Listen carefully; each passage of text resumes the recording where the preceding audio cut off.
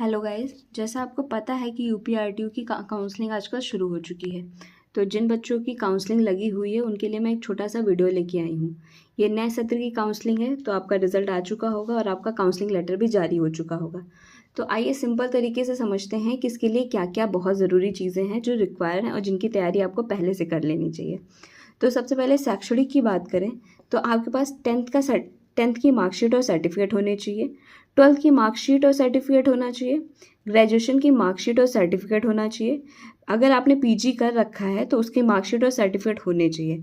अगर आपकी मार्कशीट या सर्टिफिकेट अब तक नहीं आई है या आपके पास अवेलेबल नहीं है तो पीजी मेंशन मत करिएगा, क्योंकि जब आप काउंसलिंग कराने जाएंगे तो वो उसका मार्कशीट और सर्टिफिकेट पूछेंगे। अगर आपके पास नहीं होगा तो फिर वहाँ पे आपसे वो लिखवाएंगे कि आप 15 दिन या 20 दिन के अंदर यहाँ पे यूनिवर्सिटी में उसकी मार्कशीट और सर्टिफिकेट सबमिट करेंगे। तो वैसे भी मैंडेटरी होता नहीं है, ग्रेजुएशन तक ही है। आप बीएड के लिए ग्रेजुएशन तक एलिजिबिलिटी है, तो अगर ग्रेजुएशन तक है तो ग्रेजुएशन तक लगा दीजिए। अगर पीजी नहीं है तो लगाने की कोई ज़रूरत नहीं है। फिर आते हैं कि बीटीसी का मार्कशीट और सर्टिफिकेट लगाना है। इनकी एटलीस्ट 3 सेट फ़ोटोकॉपी ज़रूर करा लीजिएगा, क्योंकि 2 सेट तो वहीं पे सबमिट ही हो जाती है तुरंत ही। फिर आते हैं, अब प्रमाण पत्रों की बात कर लेते हैं। कुछ सर्टिफिकेट, जैसे कि एक कास्ट सर्टिफिकेट लगता है। तो अगर आप ओबीसी हैं और नॉन क्रीमी लेयर में आते हैं तो आपका जो सर्टिफिकेट है वो मोर देन 6 मंथ ओल्ड नहीं होना चाहिए, 6 महीने से पुराना नहीं होना चाहिए। अदरवाइज़ वहाँ पे वो मानेंगे नहीं और फिर आपको लिखना पड़ेगा वहाँ पे कि मैं 15 दिन या 20 दिन के अंदर अपना नया कास्ट सर्टिफिकेट सबमिट कर दूँगा। ये तो लास्ट टाइम था, अब नया रूल क्या करते हैं मुझे नहीं पता। लेकिन हाँ, अगर आपका ओबीसी का सर्टिफिकेट एक्सपायर हो चुका है तो आप उसे नया बनवा लीजिए। कभी कभी यहाँ पे निवास प्रमाण पत्र भी मांग देते हैं, अगर है तो ले जाइए। फिर उसके बाद आते हैं, अगर आप विकलांग हैं तो विकलांगता का सर्टिफिकेट होता है, वो बाई सीएमओ होना चाहिए। फ्रीडम फाइटर का सर्टिफिकेट अगर आप हैं तो, ईडब्ल्यूएस में आते हैं तो उसका सर्टिफिकेट। फिर आते हैं अदर, इसके साथ क्या क्या चीज़ें चाहिए होंगी। तो आपने जब इसका एंट्रेंस एग्ज़ाम दिया होगा तो आपके पास एक एडमिट कार्ड डाउनलोड किया होगा, वो एडमिट कार्ड ज़रूर लेके जाइएगा। और काउंसलिंग लेटर आपको मिला ही है, काउंसलिंग लेटर रख लीजिएगा। आप फ़ोटो, आपके पास पासपोर्ट साइज़ की एटलीस्ट 4 फ़ोटो रख लीजिएगा। उन्होंने 2 मेंशन किए पर 2 एक्स्ट्रा में रख लीजिएगा। फिर आते शपथ पत्र। 10 रुपये की नोटरी पे आपको एक शपथ पत्र का फॉर्मेट दिया है आपकी काउंसलिंग लेटर में, उसको आप कचहरी जाके कहीं पे भी 100-150 रुपये में बनवा सकते हैं। इसके साथ आता है अध्यापन प्रमाण पत्र। अगर आप बीटीसी किए हुए हैं, कहीं सरकारी संस्था में टीचर हैं, तो उसके लिए आपको अध्यापन प्रमाण पत्र चाहिए होगा कि मतलब आप इतने वर्षों से या इतने समय से इस विद्यालय में पढ़ा रहे हैं। तो उसका फॉर्मेट एक है, अभी मैं दिखा दूँगी। और उसके साथ आते हैं कि कभी कभी वो आपसे एनओसी भी मांग लेते हैं। अगर आप सरकारी कर्मचारी हैं तो वो फिर आपसे एनओसी मांग सकता है, अनापत्ति प्रमाण पत्र आपके विभाग द्वारा। और कुछ लोग से नहीं भी मांगते हैं, पर अगर आपने पहले से ले रखी है तो वो लेके ज़रूर जाइएगा, कभी कभी वो मांग देते हैं। अब इतना सब कुछ तैयार करने के बाद आते हैं कि आपका पूरा प्रोसेस होगा क्या, वहाँ पे कैसे कैसे सब कुछ करना है। तो आप इतना सब कुछ करके एटलीस्ट 3 सेट इनके प्रिपेयर कर लीजिएगा और उन 3 सेट को ब्राउन फाइल में लगा लीजिएगा। अब उसके बाद पहुँचते हैं कि आपने 3 सेट प्रिपेयर कर लिए हैं, अब आपको काउंसलिंग के लिए जाना है। तो काउंसलिंग के लिए जब आप पहुंचेंगे वहाँ पे, जब आप वहाँ पे काउंसलिंग के लिए पहुँचते हैं तो पहले तो आपको समय का बहुत ध्यान रख के जाना है।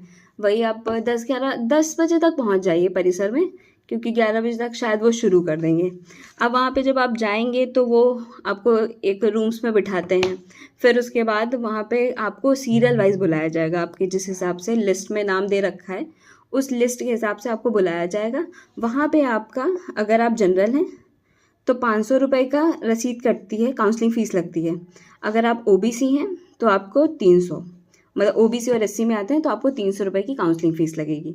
वहाँ पे वो आपके सारे डॉक्यूमेंट एक बार देखेंगे, आपको 2 ब्राउन फाइल देते हैं।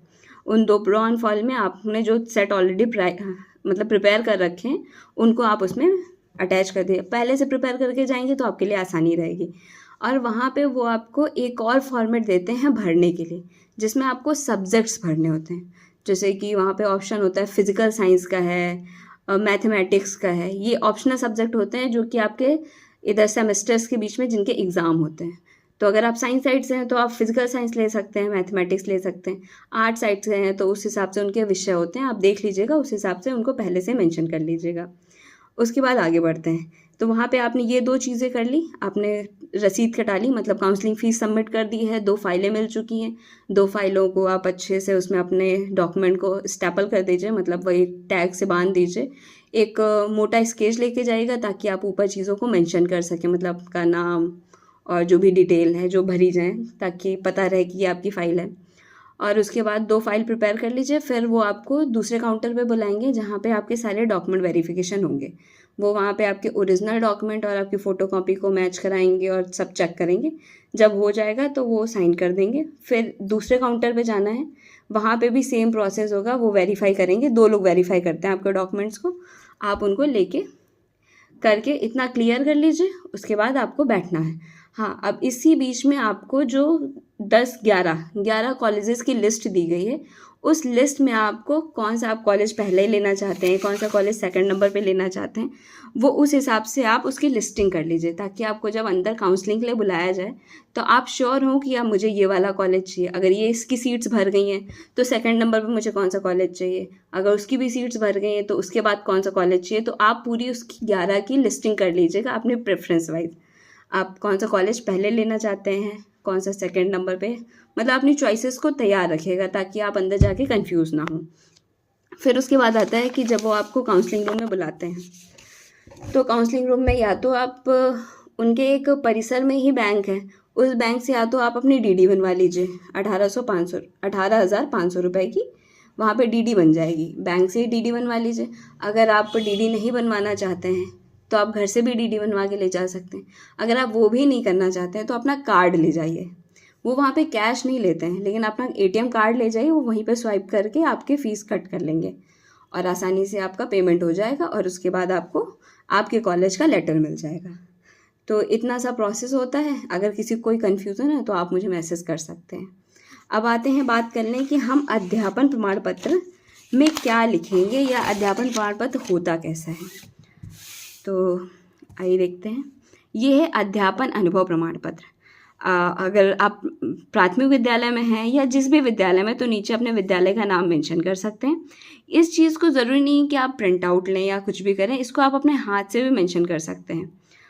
और उसके बाद आते हैं कि यहाँ पे देखिए लिखा गया है कि प्रमाणित किया जाता है श्री, जो भी आपका नाम है, पुत्री या पुत्र जो भी, इस संस्था में। अब वहाँ पे आपकी पड़ेगी ज्वाइनिंग डेट कि इस संस्था में आप जिस भी डेट से पढ़ा रहे हैं।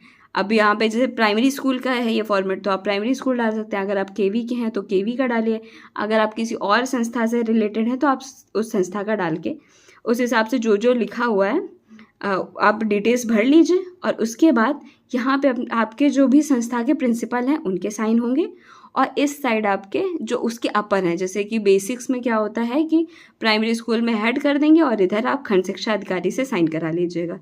तो ये आपका अध्यापन अनुभव प्रमाण पत्र हो जाएगा। और अगर इसकी पॉसिबल हो पाएगी तो मैं PDF अवेलेबल करा दूँगी। तो इतनी थी जानकारी इसके लिए।